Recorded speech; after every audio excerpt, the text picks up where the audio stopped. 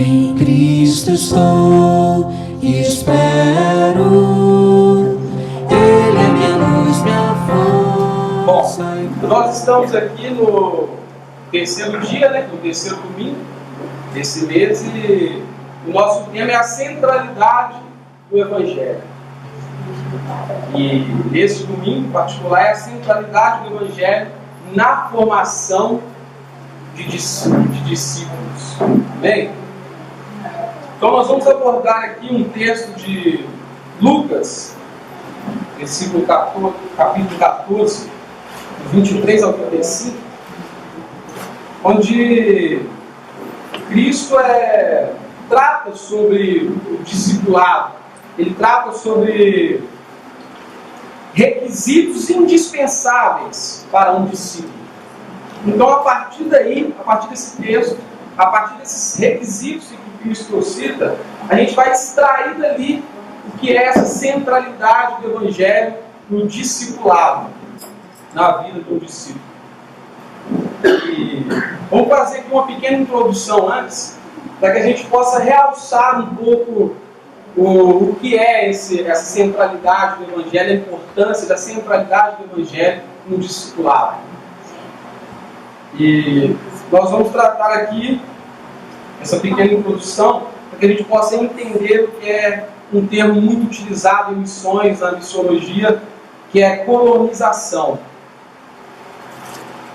Que, no geral, não se forma um discípulo de Cristo sem ter o Evangelho como centro.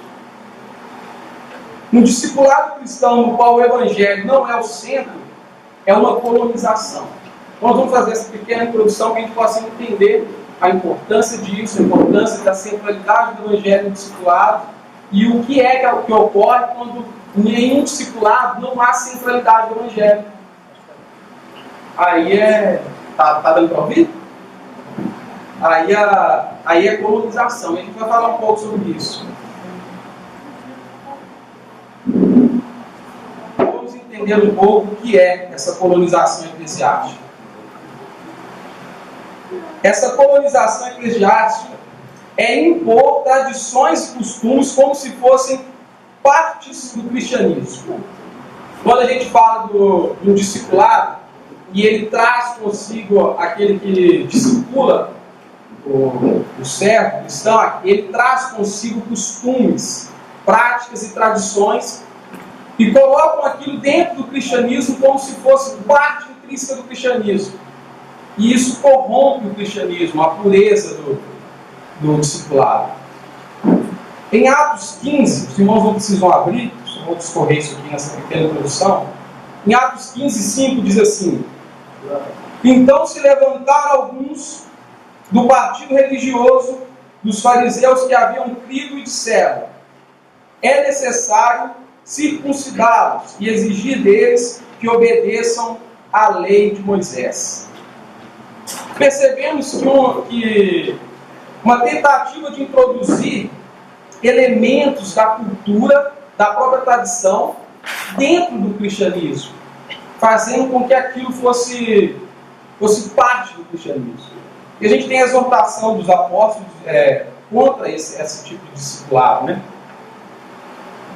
Nós vamos deparar isso com diversas passagens aqui dentro do Novo Testamento. No capítulo 1 também, no Atos 15, no capítulo 5, diz também assim: então se levantaram alguns, esse daqui eu acabei de ler, no capítulo 1 diz assim: alguns homens desceram da Judéia para Antioquia e passaram a ensinar aos irmãos: se vocês não forem circuncidados conforme o costume ensinado por Moisés, não poderão ser salvos.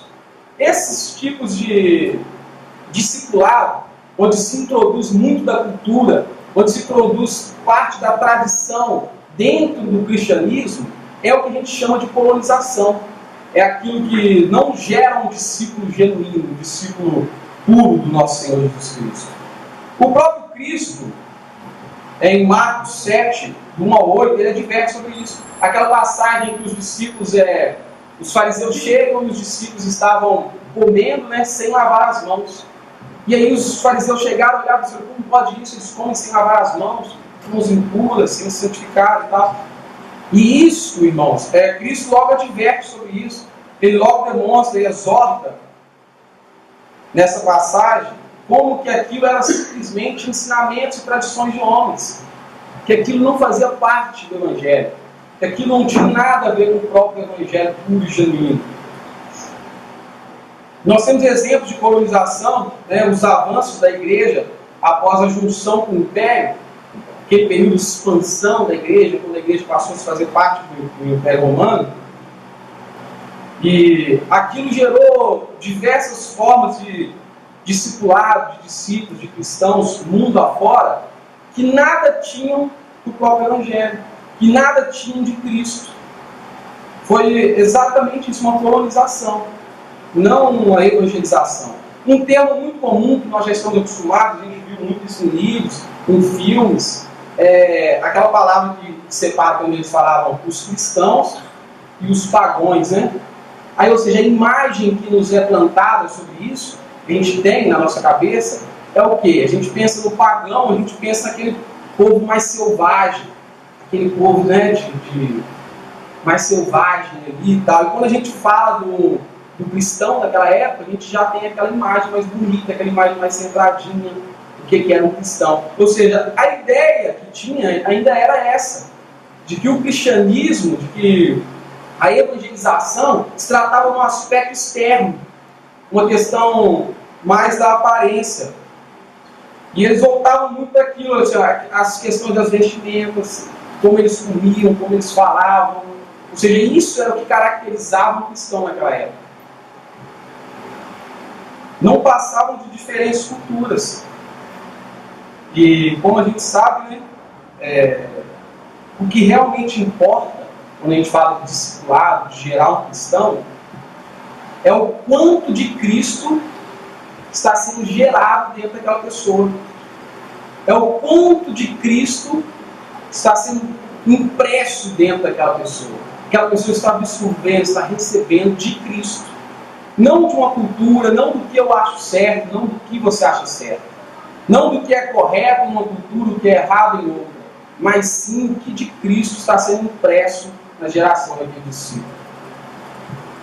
Nós tivemos tem um exemplo, né, uma história, por volta de 1800, eu acho, por aí não me lembro bem a data, e que fala sobre uma ação missionária que houve na África, algumas tribos africanas, e nessa ação missionária, o missionário fez um trabalho excepcional dentro daquela cultura, onde ele separou o que era cultural, o que era tradição, e trabalhou unicamente na implantação do Evangelho genuíno, de gerar discípulos de Cristo, não discípulos da nação tal, não discípulos com usos e costumes da nação do próprio missionário, não, mas com usos e costumes deles, com o Evangelho, com o cristianismo dentro daquilo. E nesse trabalho, após essa evangelização de várias tribos, ele retornou com aquilo tudo, aquela missão cumprida, sabe? E então um missionário europeu pega e diz assim, olha, então eu vou lá verificar esse trabalho, se esse povo está realmente evangelizado. E eles vão, né, eles fazem uma incursão para lá, e nessa caravana, ele passando por diversas tribos, ele se assusta, ele se espanta. Porque a primeira coisa que ele observa é que o povo, as tribos, ainda viviam em ocas, né? Ainda viviam em ocas feitas de palha. Então ele logo já se depara com aquilo e fala assim, que é isso? Como pode falar que esse povo foi cristianizado, que esse povo foi evangelizado? Eles estão vivendo em ocas de palha. E a segunda parte que ele relata é que ele observa que as vestimentas, né? Nossa, eles ainda estão vestindo ainda aquelas tandas, aquelas coisas, ainda estão cheios daqueles aparatos, não se tem calça, não se tem blusas ali naquele lugar. Então ele é assustado com aquilo, ele vira e fala assim, e por último ele ainda realça, ele fala assim, olha, eles ainda tinham uma língua primitiva, eles ainda não falavam a língua comum. E então, irmãos, isso é claro para a gente, isso já em 1800, 1900, por ali, que essa visão de cristianismo, de evangelização, de implantar, de gerar discípulo, ainda era uma visão colonizadora, uma visão de colonizar mesmo um local, uma tribo, um povo, alguém. Eles ainda não estavam observando a essência do Evangelho, do cristianismo. Nós tivemos também a vasta experiência com as missões americanas, onde por todo o mundo, né, foi alvo de várias críticas e tal. Quando a gente fala, por exemplo, de missões, a gente já tem na mente aquele modelo de missionário americano, aquela bermudinha, aquele chapeuzinho, aquela coisa e tal. E isso, eles foram em diversas faces, diversos cantos da terra, diversos povos, e geraram e fizeram ali uma colonização mesmo. Até mesmo isso que a gente tem aqui da nossa religião hoje, do cristianismo que a gente tem aqui no Brasil, tem diversas características da cultura americana. Diversos pontos deles vieram para a gente.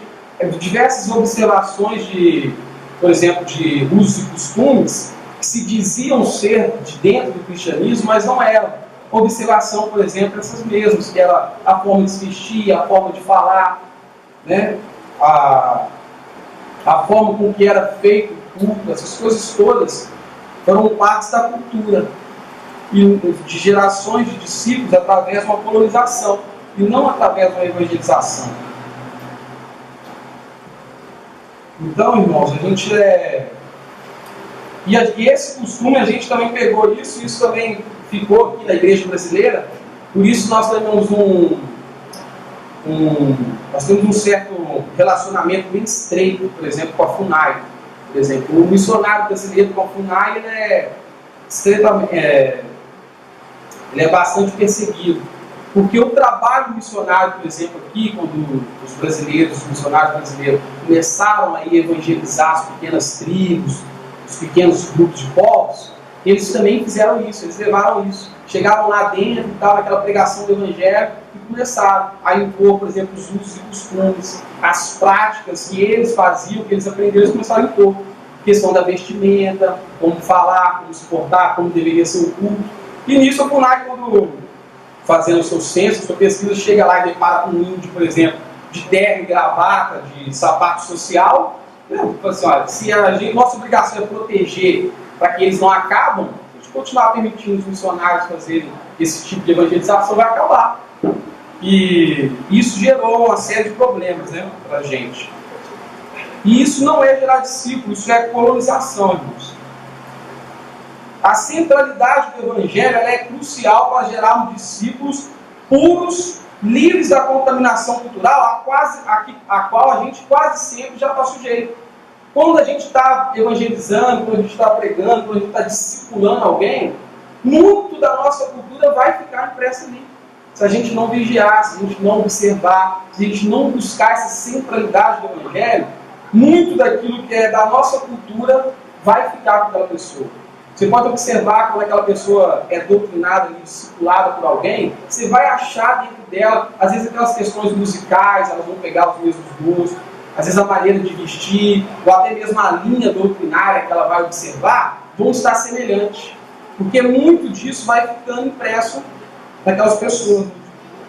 Se alguém vem a mim e ama seu pai, sua mãe, sua mulher, seus filhos, seus irmãos e irmãs, e até a sua própria vida, mais do que a mim, não pode ser meu discípulo.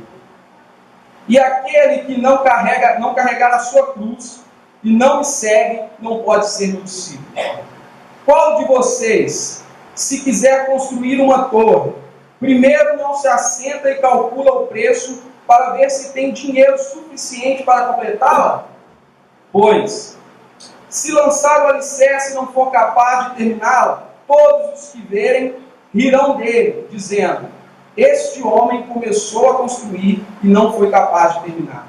Ou qual é o rei que, pretendendo sair à guerra contra o outro rei, primeiro não se assenta e pensa se com 10.000 homens é capaz de enfrentar aquele que vem contra ele com 20.000? Se não for capaz, enviará uma delegação enquanto o outro ainda está longe e pedirá um acordo de paz. Da mesma forma, qualquer de vocês que não renunciar a tudo que possui não pode ser meu discípulo. Versículo 34. O sal é bom, mas se ele perder o sabor, como restaurá-lo? Não serve nem para o solo, nem para adubo, e é jogado fora. Aquele que tem ouvidos para ouvir, ouça. Amém? Amém. No primeiro ponto, a gente vai expondo aqui essa leitura, e nós vamos tratar aqui dentro desses 3 temas: renúncia,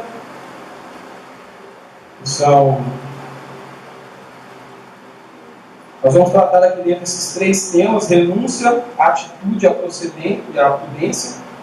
E nesse primeiro aspecto de renúncia, a gente vai falar quando geramos discípulos, quando geramos outros cristãos, evangelizamos, pregamos o evangelho, de imprimir naquele discípulo, naquele cristão. 14:26 diz assim: se alguém vem a mim e ama seu pai, sua mãe e sua... Se alguém vem a mim e ama seu pai, sua mãe, sua mulher, seus filhos, seus irmãos e irmãs, e até a sua própria vida, mais do que a mim, não pode ser meu discípulo. Família. São secundários diante da soberana vontade e onisciência do Senhor. É claro, irmãos, isso aqui diante das passagens, versículos número 26. Como seres limitados, não somente pelo pecado, mas por um corpo com qualidades finitas, até mesmo a nossa rasa imaginação sobre os projetos e planos de Deus é limitado, é pequeno. A gente não consegue compreender na totalidade tudo aquilo que Deus tem, que Deus ainda está para fazer, tudo aquilo que Deus está fazendo a partir de cada passo, a partir de cada manhã nossa. A gente é muito limitado para conseguir compreender essa imensidão dos projetos de Deus. Até mesmo para a gente poder compreender aquilo que Deus já tem nos revelado, é difícil, a gente tem uma certa dificuldade. Quando a gente passa, por exemplo, por Apocalipse, a gente está ali revelado aquilo que há de ser, aquilo que há de vir, e a gente ainda entra em diversas discussões, diversas divergências, que é como, por exemplo, pré-milenismo, pós-milenismo, amilenismo, Cristo vem antes, Cristo vem depois, nós vamos passar por esse milênio é ou não é. Ou seja, até essas coisas que já estão assim, reveladas pelo Senhor na sua palavra, a gente ainda entra em parafusos, em dificuldades. Aí você imagina a gente como ser humano limitado, tanto pelo pecado, quanto pelas qualidades desse corpo finito, a gente tentar imaginar aquilo que Deus tem. A gente não consegue programar a nossa vida para daqui a 10 anos. Você pensar na sua vida daqui a 5 anos, você vai ver que no final termina tudo diferente. Você começar a programar a sua vida para terminar esse ano com algum projeto, alguma coisa que você sentou, você vai ver que no final não termina do jeito que a gente queria. Ou seja, você tentar imaginar aquilo que Deus tem para toda a sua vida, até alcançar a eternidade, em cada uma das ações da sua vida, seja dentro da sua família, do seu local de trabalho, do seu dia a dia, você tentar cogitar o projeto final de Deus para isso, é impossível, irmãos. Então, nós tivemos, relatar com os irmãos aqui sobre a vida de uma missionária chamada Analzira Nascimento, onde ela passou por um período desse de renúncia. Quando a gente se trata de família e a gente fala de renúncia, é um pouco pesado, é difícil da gente aceitar. E essa missionária, ela foi chamada por Deus, ela terminando a faculdade de enfermagem, e aquele chamado muito grande, sabe? Aquele chamado que vem, que incomoda, aquele que Deus o tempo inteiro está incomodando, o tempo inteiro está trazendo sinais, está trazendo pessoas, levantando pessoas ao seu redor, te despertando para assim, olha, é esse o seu caminho, é isso que eu quero para você. E ela passando por esse período, orando muito, pedindo conselho do pastor, e um processo de namoro, onde ela estava para casar. E ela terminando a faculdade, o Senhor ouvir e falar assim, pronto, é agora, é para a África que eu te quero.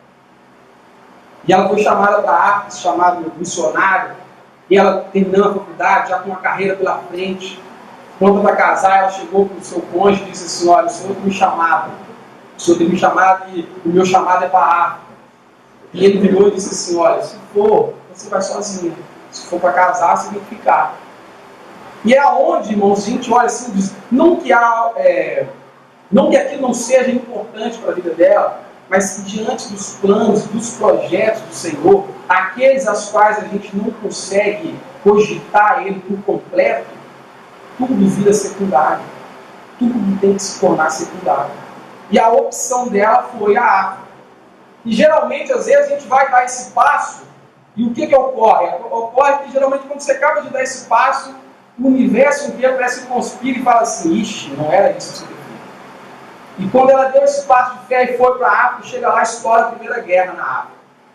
E aí você já imagina aquela tristeza, aquela angústia. Acabei de deixar lá, o marido veio aqui, achei que era a voz do Senhor, dentro do sabe. A igreja apoiou, falou, vai, nós confiamos, ela chegou lá, estoura a Primeira Guerra.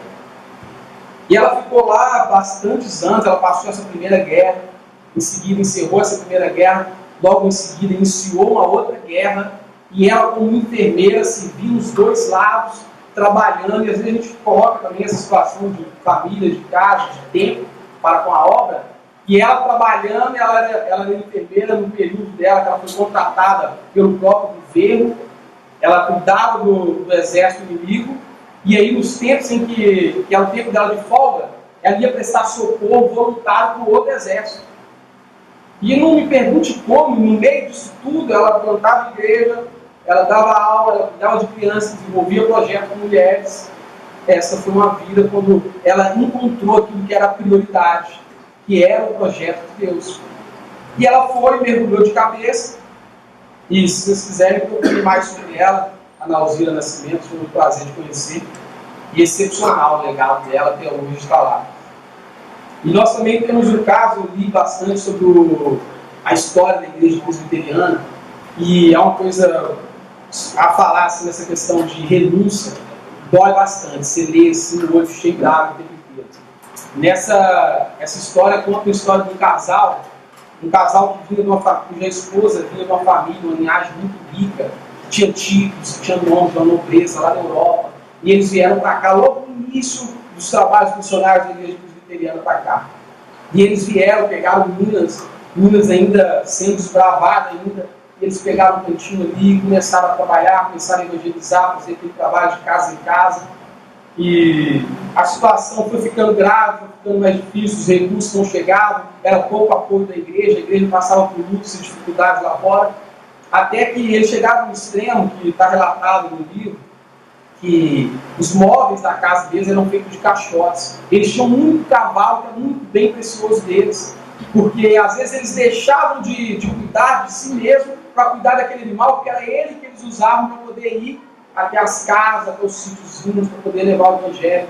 Só que essa mudança quando saiu do meio da família, quando saiu daquele leito ali, quando saiu daquele conforto, aquilo foi tão drástico assim para a esposa dele, que ela não aguentou muito tempo, ela foi definhando, até que ela veio a falecer, logo em seguida ele também.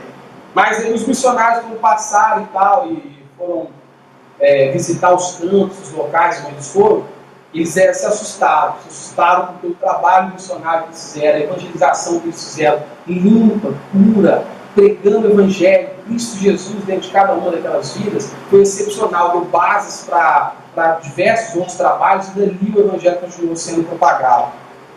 E nós temos diversos exemplos desses, irmãos, tanto no evangelho, quanto na nossa história, na história da igreja. Nós temos, por exemplo, William Carey, por exemplo, na Índia, cuja uma das esposas faleceu muito jovem, a segunda enlouqueceu. Ele mal falava o seu próprio idioma, escrevia muito mal o próprio idioma dele. Foi para lá, para a Índia, para traduzir o evangelho para aquela língua nativa. E um trabalho assim que necessita extremamente de renúncia. Às vezes, quando a gente entende o projeto de Deus para nossas vidas, e ele se torna claro, e ele a cada dia Deus vem chamando, vem despertando, vai mostrando cada dia mais que é aquilo, é necessário a gente conseguir priorizar. E isso é bem comum, nós temos isso também. Nós temos o próprio fato aqui, onde Lucas 8, 19 a 21, onde Cristo diz assim, né? A passagem é assim, no 19. A mãe e os irmãos de Jesus foram vê-lo, mas não conseguiram aproximar-se dele por causa da multidão. Alguém lhe disse: tua mãe e teus irmãos estão lá fora e querem ver-te. Ele lhes respondeu: minha mãe e meus irmãos são aqueles que ouvem a palavra de Deus e a praticam. Esse é um relato de Cristo. Ele entende o que é prioridade. Ele entende o que é primordial na sua vida. E assim, irmãos, quando chegado a extremos, quando é chegado a pontos, por exemplo, nós, a grande maioria, é criada, por exemplo, nasce em uma família cristã, uma família já com pelo menos poucas coisas das bases do Evangelho, é mais comum. Mas quando você pega alguém que não tem nada de Cristo, uma família onde é completamente idólatra, que é completamente contrária ao Evangelho, aí você vai ver na pele o que é essa renúncia. Você vai ver na pele quanto dói, quanto é pesado a gente optar pela prioridade de nossas vidas e ter que tratar isso de uma forma secundária. Mas essa renúncia, principalmente na família, ela existe. Às vezes muitos de nós não vivemos ela na sua totalidade, não vivemos ela praticamente assim, no extremo, mas muitos aqui que estão ao nosso lado passam por isso, passam por esse período. E é justamente por isso que Cristo coloca isso como indispensável no discipulado. Para ser discípulo de Cristo, você tem que saber entender o que é primordial. E primordial é o Evangelho, primordial é o projeto de Deus, é a missão de Deus. O próprio Abraão, o próprio chamado de Abraão em Gênesis 12:1, engraçado, olha como ele inicia assim, ó, Gênesis 12:1. Então, primeira parte dele, separei ele em 3 partes. Então o Senhor disse a Abraão: sai da sua terra. O simples sai da sua terra já o isola de seus parentes, já o separa, já o coloca em um quadro distinto. Tira ele daquele leito familiar, daquele cuidado de família. A gente sabe o quanto isso é bom, o quanto isso é prazeroso, o quanto isso nos traz segurança. O simples sai da sua terra já é o suficiente para abalar muitos, né? A segunda parte diz assim: do meio dos seus parentes. Aí você já dá aquele gelo, você já, se você colocar isso hoje, muitos já olhariam e falar assim: ah, isso aí não é de Deus, não. Isso aí não é de Deus para a minha vida, não. E a terceira parte diz assim: e da casa de seu pai, e vá para a terra que eu lhe mostrarei. Ou seja, ele divide em 3 partes aqui, onde ele fala exatamente disso, do que é primordial, do que é prioridade. Você está ali naquele meio, naquela terra, naquela parentela, naquele leito familiar, na segurança do lar, né? E aí Deus vem e diz assim: não, o meu plano, a minha missão, o meu projeto é mais importante. Agora, o pior disso tudo, a gente falando assim, a gente observa a vida dele, a gente observa o que ocorreu para frente na vida de Abraão, e a gente ainda tem dificuldade de entender essa renúncia que ele foi obrigado a fazer. Porque a gente olha para a vida dele, a gente observa ainda a prosperidade que houve na sua família, toda a proteção, a sua descendência guardada em Deus. A gente observa tudo isso ali quando vem Isaac, Jacó. A gente observa todo aquele cuidado de Deus, tudo aquilo que ele passou. E a gente ainda olha assim, ainda tem uma certa dificuldade, mas ainda traz um certo conforto. Assim, olha, aquela renúncia tinha um plano, tinha um projeto maior. Aqueles que a gente não fala, que os planos de Deus não são melhores do que os nossos. Mesmo Abraão não vendo, mesmo agora, a gente vendo aquilo, a gente ainda pesa ainda um pouquinho na balança. Mas quando isso aponta para Cristo Jesus, na descendência de Abraão, aí a conversa muda, aí a história muda. Aí a gente começa a entender por que é prioridade, por que isso é primordial, porque os planos de Deus são sempre maiores do que os nossos. Quando a gente fala de renúncia, a gente olha, a gente só pensa no aspecto terreno, no aspecto agora, mas a gente esquece de que toda a nossa vida, de que tudo que nós façamos é para a glória de Cristo. E que cada um dos segundos do seu dia, dos relacionamentos no meio da sua família, dos planos em que Deus vão traçar ou vão desfazer na sua vida, é para a glória de Cristo Jesus. Amém. E quando você olha para a cruz, quando você olha para essa obra perfeita e entende que você faz parte dela, aí sim a gente começa a entender por que essa renúncia, por que eu abri mão de certas coisas, ainda mais quando a gente fala de família. é necessário, foi necessário, e quanto valioso isso é. Ou seja, acaba que no final, irmãos, essa questão de renúncia é simplesmente o fato de confiança em Deus, confiar no plano, no projeto dele, sabe, naquilo que ele tem para a sua vida.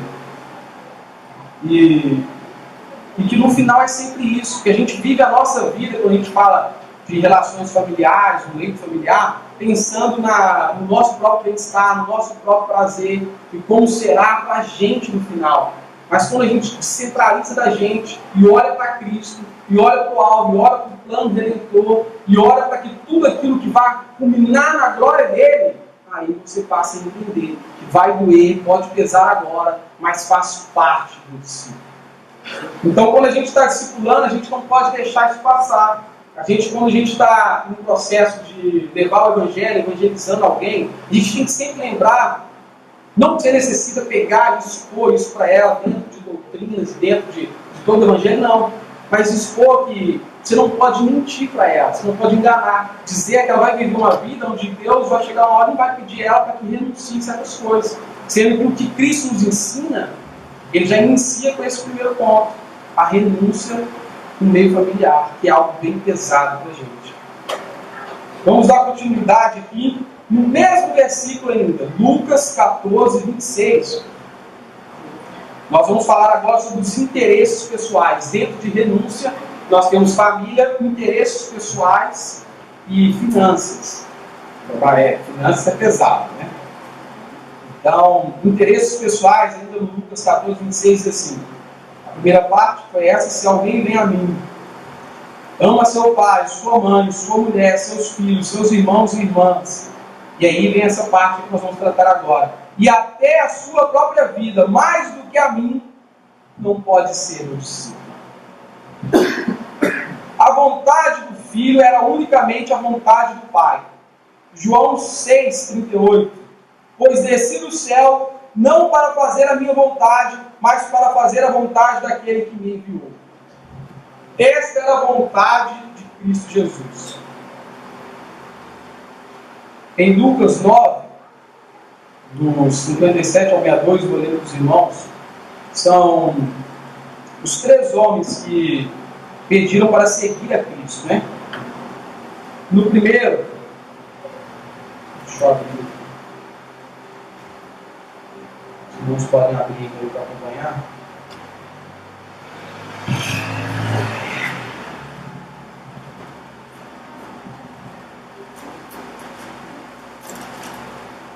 Glória a Deus. Amém. E não achou de misericórdia. Misericórdia. Lucas 9, 57.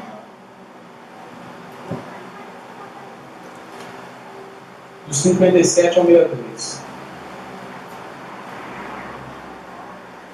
Diz assim: quando andava pelo caminho, um homem lhe disse: eu te seguirei por onde quer que fores. Jesus respondeu: as raposas têm suas tocas e as aves do céu têm seus ninhos, mas o filho do homem não tem onde repousar a cabeça. A outro disse: siga-me. Mas o homem respondeu: Senhor, deixa-me ir primeiro sepultar meu pai.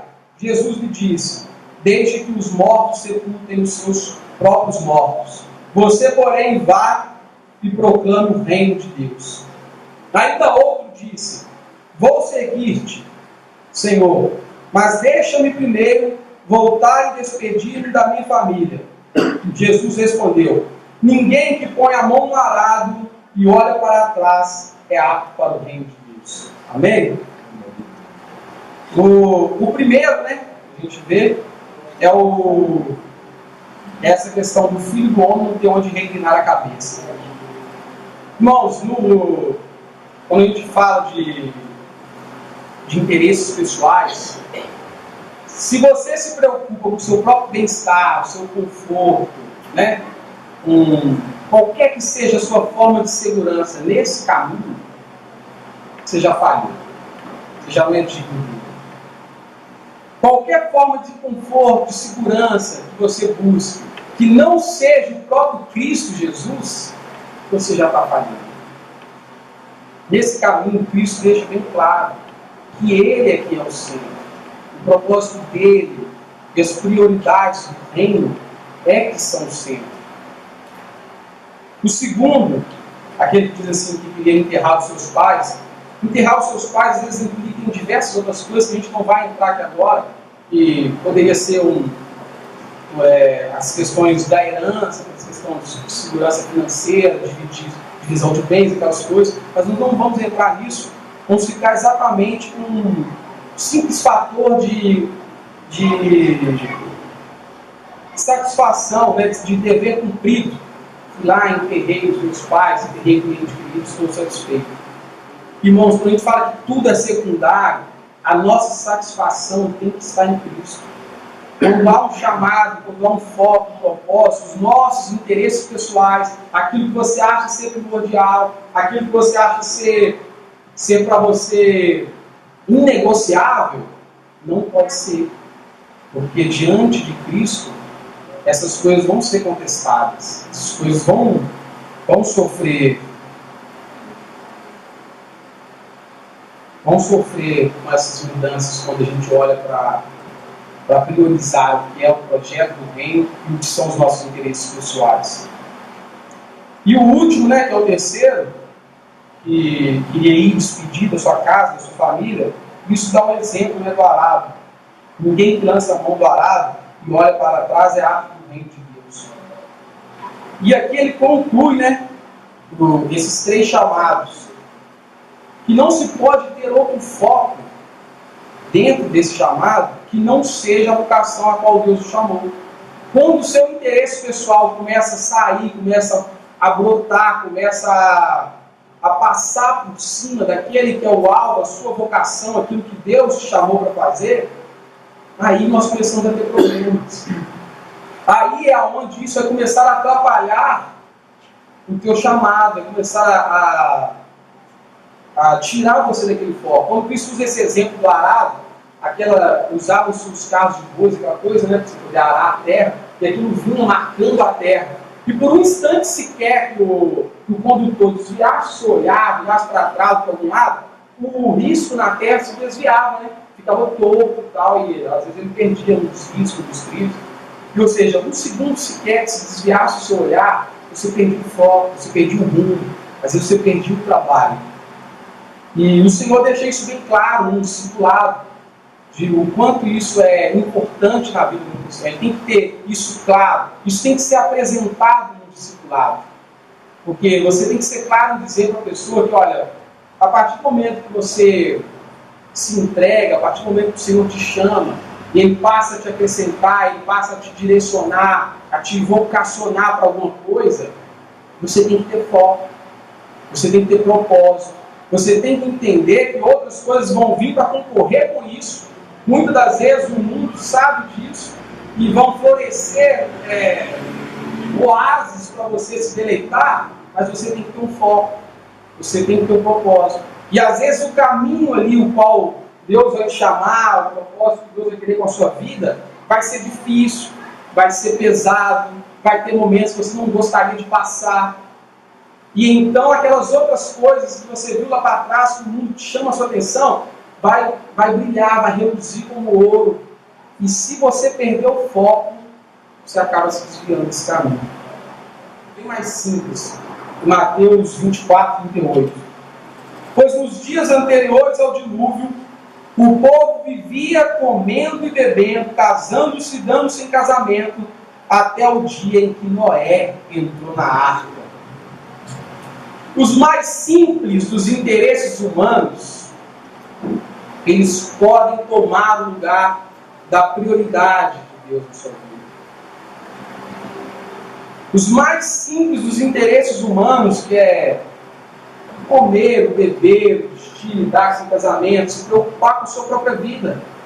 Às vezes isso vai ser um empecilho para aquele plano que Deus tem para a sua vida.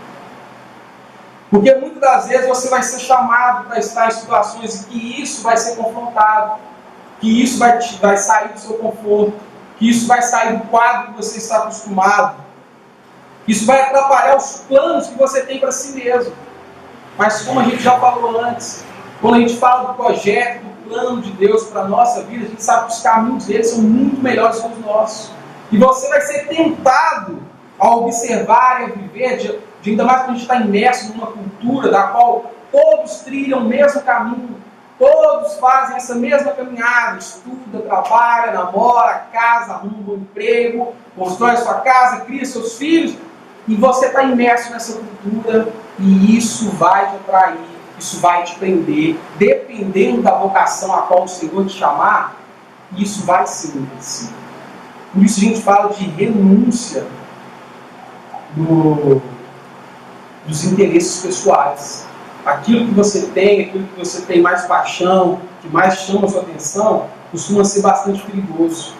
E a gente tem que viver centrado no Evangelho, naquilo que Deus deseja para a gente, ao mesmo tempo, desejar as coisas que Deus deseja, buscar sempre o direcionamento de Deus para tudo em nossas vidas, colocar todos os dias os seus planos, os seus projetos, busca diante dele qual é a vocação, o propósito que ele quer com a sua vida, e alinha tudo aquilo, mas tenha sempre uma coisa em mente, que qualquer uma dessas coisas as quais o Senhor pedir que você abra mão, você tem que estar pronto para abrir. Ainda sobre renúncia, nós vamos dar um salto aqui para Lucas no 14:33, que é para ainda ficar dentro desse assunto de renúncia. Nós estamos nos atendo mais aqui sobre essa questão de renúncia, porque ela tem mais pontos aqui dentro dessa passagem. E os outros dois pontos, que é sacrifício e prudência, são bem menores. Então a gente vai perder, vamos gastar mais o nosso tempo aqui. Lucas no 14:33. Da mesma forma, qualquer de vocês que não renunciar a tudo o que possui, não pode ser meu discípulo. Pesado. A gente olha e diz, misericórdia, que palavra é essa? Pois é, irmãos. Mas são atributos, são características indispensáveis para ser um discípulo de Cristo, que a gente tem que observar quando está discipulando, que a gente tem que tentar imprimir e deixar vivo e claro diante da vida daquele que está crescendo, que está aprendendo diante do Evangelho. É essa questão dos bens materiais, essa renúncia aos bens materiais. Você pode ter, Deus pode te levantar, você pode ser usado por Deus com aquilo para abençoar a sua igreja, para abençoar os planos, os projetos do Senhor. Mas, irmãos, se a gente não vigiar, se você não tiver um propósito traçado com o Senhor, não buscar sempre o direcionamento do Senhor, a gente pode se desviar disso. Nós temos a passagem em Lucas 18 ao 30, que fala sobre o jovem rico, né? E aquele jovem chega diante de Cristo e sobre essa questão de renúncia aos bens financeiros, né? Aos bens materiais, fica uma visão um pouco filosófica, né? Mas ela é verdadeira. As riquezas como meio de se tornar pobre. A gente pega o exemplo do jovem rico, por exemplo, Lucas 18:21 diz assim: sabes os mandamentos? Não adulterarás, não matarás, não furtarás, não dirás falsos testemunhos, honra teu pai e a tua mãe. E disse ele: todas essas coisas tenho observado desde a minha mocidade. Você observa que ele tinha bastante coisa, né? Você observa que ele era realmente um daqueles crentaços que a gente fala assim: nossa, esse é crente do pé à cabeça. Pois é, ele tinha tudo por um instante, mas abriu mão de tudo isso por causa das riquezas. Quando colocou em xeque a sua riqueza, na mesma hora ele já se esqueceu de tudo aquilo que ele gastou uma vida inteira guardando, uma vida inteira vivendo, para dizer assim: não, aí foi demais, aí para mim não dá. E nós costumamos dizer hoje em dia, né, que nós temos uma preocupação com essa classe, por exemplo, que são os chamados ricos, mais ricos, que a gente observa, a gente costuma falar o seguinte, que hoje em dia eles estão tão ricos, que ficaram pobres, que eles não têm mais nada além da sua riqueza. Você vai buscar, você não vai achar mais nada ali dentro, além da sua própria riqueza. Tudo que eles têm para mostrar, tudo que eles têm para se exibir, tudo que eles se agarram, tudo que eles amam, tudo por que eles vivem, acaba sendo a própria riqueza. Nós temos uma preocupação grande com eles, a gente olha e acaba que os pobres acabam sendo ricos e os muitos ricos acabam sendo realmente pobres. Isso a gente fala da riqueza como um meio de se tornar pobre. Porque eles centralizam naquilo, convergem suas vidas simplesmente para aquilo e acabam perdendo todas as outras coisas, outras essências da vida. Nós temos também um exemplo do homem rico, que em um certo tempo, Lucas 12, 19, aquele homem rico que sua colheita já tinha um celeiro farto, um celeiro cheio, a sua colheita transborda, e ele é muito abençoado, ele pega aquilo tudo, ele vê, ele fica deslumbrado, ele fala assim, derrubamos logo esse celeiro, construímos um maior, e aí sim, guardamos isso, colocamos tudo, descansamos. Aí minha alma descansa e goza, porque tem bens para toda a sua vida. E a gente olha para isso, para essas questões, e a gente se pergunta, quanto é o suficiente? Quando a gente fala dessa questão de bens materiais, de renúncia, em Salmos diz que os olhos do homem nunca se fartam, são como um abismo. E a gente olha para as pessoas que estão buscando isso, a gente vê que não há o suficiente. Não importa o quanto eles tenham, o quanto eles buscam, o quanto eles consigam, isso nunca tem fim. Então por isso que Cristo coloca isso como uma característica indispensável, que é ter essa prontidão para renunciar a tais coisas. E assim também a gente deve imprimir isso quando a gente está fazendo um discipulado. E aí a gente olha e pergunta, por que o discipulado centrado no Evangelho tem como uma de suas bases a renúncia? A gente falou aqui sobre a renúncia na questão da família, nos bens materiais, renúncias nas questões pessoais, e a gente olha e se pergunta, por quê? Por que isso é a centralidade do Evangelho? Tem como suas bases a renúncia em diversas áreas, como Cristo expôs. Porque o próprio Cristo é um exemplo pleno de renúncia. Quando a gente fala de discipulado cristão, a gente está fazendo o quê? A gente está gerando um cristão.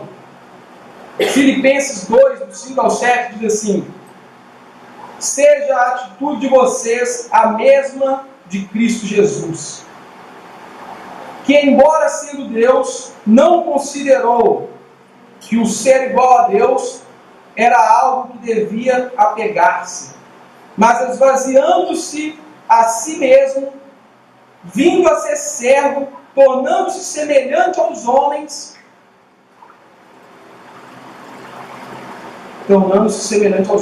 porque a renúncia está intrínseca em Cristo Jesus. Ele é um exemplo de renúncia no seu âmbito. Ele é um exemplo de renúncia em todos os aspectos. Por isso, quando a gente fala do discipulado, a gente fala de imprimir aspectos de Cristo, conceitos de Cristo em uma pessoa, a gente fala de renúncia. Porque isso está na essência do Cristo Jesus. Agora, saindo aqui dessa parte de renúncia, nós vamos entrar aqui em atitudes, convicções e sacrifício. Dá sequência lá em Lucas 14, versículo 27, nós vemos 26, agora 27, onde diz assim, esses dois últimos pontos são bem mais rápidos, a gente conclui, onde diz assim: e aquele que não carrega sua cruz e não me segue, não pode ser meu discípulo. Lucas 14, 27. Pegar a sua cruz requer atitude, convicção e um ato de sacrifício. Sempre quando falamos de cruz, a gente olha e dá aquele peso, a gente olha e fala assim, nossa, tomar a sua cruz, a gente já pensa logo um monte de coisas ruins, Mas Martinho Lutero, ele gostava de interpretar essa passagem, essa cruz, não como sendo a nossa própria cruz, mas aquela cruz de Cristo. Porque foi nele que foi derramada a ira que estava sobre nós. A cruz que era nossa, foi ele que levou. O próprio Spurgeon ele completa, apontando como exemplo Marcos 15, 21. onde diz assim: e requisitaram um certo Simão Cirineu, pai de Alexandre e Rufo, que passavam por ali, vindo do campo, para que carregassem a cruz. Era o pai de Alexandre de Rufo. Isso é em Marcos 15, 21. E aí Spurgeon ele aponta esse exemplo de Marcos como sendo esse o exemplo mais claro para o tome sua cruz. De que é a gente carregando aquela cruz, a gente se juntando junto com Cristo Jesus, naquela cruz que Ele levou por nós. O que ele quer dizer com esse exemplo? Que as ofensas, os constrangimentos, as acusações, os sacrifícios que vamos suportar são em nome da cruz de Cristo, não do nosso próprio eu, não dos nossos próprios problemas. A gente olha e fala assim: nossa, está tão pesado, minha vida está tão difícil. Não, quando a gente fala de carregar essa cruz, é dentro daquilo, das acusações, dos sacrifícios, dos levantes, das dificuldades, as quais apontam para essa cruz, que são de Cristo Jesus. E ele ressalta que ele dizia que o verdadeiro cristão, nós devíamos amar a cruz. E ao invés de temer diante dela, tomá-la imediatamente. Visto que para a gente, e ele conclui lá em 2 Coríntios 4,17, isso para a gente ela tem um eterno peso de glória, acima de toda a comparação. Esse é o símbolo dessa cruz, em 2 Coríntios 4,17. Cristo descreve essa atitude como indispensável em seu discipulado. Por quê? Porque o próprio Cristo teve essa atitude, teve esse momento de carregar a sua própria cruz, de fazer esse sacrifício, teve esse momento dessa atitude que é indispensável dentro de um cristão. João 3,14 diz assim: assim como Moisés levantou a serpente do deserto, desse mesmo modo é necessário que o Filho do Homem seja levantado. Quantas e quantas vezes Cristo pelo caminho anunciava que cabia a Ele ser crucificado, ser morto, ser sepultado, que cabia a Ele padecer. Ele sabia o sacrifício que Ele tinha que fazer. E é assim, irmãos. Nós temos que caminhar com esse entendimento. Quando geramos o discípulo e falamos de atitude, falamos desse sacrifício, de tomar a sua própria cruz, a gente fala disso. De estar ciente que nesse caminho, que nessa vocação, que nesse propósito, a gente vai ter que fazer sacrifícios. Então nós vamos passar aqui para a prudência e honestidade consigo mesmo. Ser realista. Isso é o Lucas 14, do 28 ao 30, vai até o 32, mas são divididos aqui em duas partes, são duas parábolas que Cristo conta. E nós vamos ler do 28 ao 30, no Lucas 14, que diz assim: qual de vocês, se quiser construir uma torre, primeiro não se assenta e calcula o preço, para ver se tem dinheiro suficiente para completá-la? Pois, se lançar o alicerce e não for capaz de terminá-la, todos os que virem rirão dele, dizendo: este homem começou a construir e não foi capaz de terminá-la. Uma exortação clara ao discipulado que apela muito para aquele emocional na hora da conversão. Cristo deixa claro que essa decisão requer uma avaliação completa do caminho que está sendo proposto. Quando a gente está no processo discipulado, a gente às vezes foi doutrinado assim, a fazer uma colonização e não um evangelismo. A gente foi doutrinado a querer logo que a pessoa levante a mão e se converta e fala assim: eu aceito Jesus, e a gente já marca a data do batismo e leva para dentro da igreja. Não. O que Cristo nos ensina é que este caminho tem que ser, essa decisão tem que ser tomada com prudência. É que aquilo deve ser examinado. Aquilo que é proposto tem que ser observado delicadamente. E a gente tem que expor com clareza todas as dificuldades, todas as necessidades que esse caminho vai ter. Para que aquela pessoa não entre, como se diz, não entre numa barca furada. Não, aquela pessoa tem que saber onde ela está entrando. O que é, a gente não necessita negociar ou barganhar com as pessoas. A gente não necessita apresentar um caminho lindo, cheio de flores, não. O processo de conversão, ele cabe ao Espírito Santo do Senhor dentro de cada um, ao chamado único de Deus irresistível da cruz. A gente prega todas as facetas desse caminho, todas as dificuldades, todos os problemas que ele tem, e a gente às vezes pode até tornar esse caminho um pouco pior, que é como esses exemplos, porque eles pertencem ao próprio Cristo, como a gente disse, a renúncia em Filipenses, onde Cristo renunciou à própria glória, como a gente disse, o sacrifício em João 3,14, o seu foco era a cruz, como a gente disse, a prudência de compreender o caminho, compreender a si mesmo. A gente viu Cristo, ele já conhecia isso no Isaías 53. Lucas 6, 39 ao 40, diz assim: Jesus fez também o seguinte, a seguinte comparação: pode um cego guiar outro cego? Não cairão os dois no buraco? No 40 diz: os discípulos não estão acima do seu mestre, mas todo aquele que for bem preparado será como o seu mestre. Quando a gente olha as características que estão em Cristo Jesus, renúncia, sacrifício, prudência, é isso que a gente tem que buscar imprimir no discipulado, imprimir na geração do discípulo. É isso que a gente tem que buscar revelar todos os dias, quando a gente está num processo natural de discipulado na sua casa, ou no seu trabalho, quando a gente vive. A gente olha os aspectos, os conceitos de Cristo e tenta imprimir eles, demonstrar eles dentro da vida de um cristão. E isso tudo acaba que aponta sempre para a cruz de Cristo. Porque a gente fala que a centralidade do Evangelho, a centralidade do discipulado, a centralidade da vida de um cristão é Cristo Jesus. É conceitos de Cristo Jesus.